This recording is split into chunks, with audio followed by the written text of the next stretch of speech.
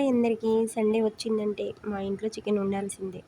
ఈరోజు మా ఇంట్లో సింపుల్గా చికెన్ కర్రీని ఎలా చేశానో మీకు చూపిస్తాను. మరి స్టార్ట్ చేద్దామా?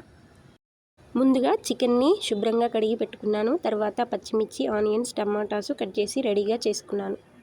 ఇప్పుడు కడాయిలో కొంచెం నూనె పోసి ముందుగా పచ్చిమిర్చి, ఉల్లిపాయలు వేసి బ్రౌన్ కలర్ వచ్చే వరకు వేయించాలి. ఆ తర్వాత అల్లం పేస్ట్ వేసి పచ్చివాసన పోయేంత వరకు వేయించాలి. తర్వాత పసుపు వేసి టమాటా ముక్కలు, కొంచెం కస్తూరి మేతి, పుదీనా వేసి మూత పెట్టాను. టమాటాలు మెత్తబడ్డాక చికెన్ ముక్కలు అన్నీ వేసి బాగా కలిపాను. ఇంట్లో పిల్లలు ఉన్నారు కాబట్టి ఎక్కువగా స్పైసెస్ అయితే నేను వాడలేదు.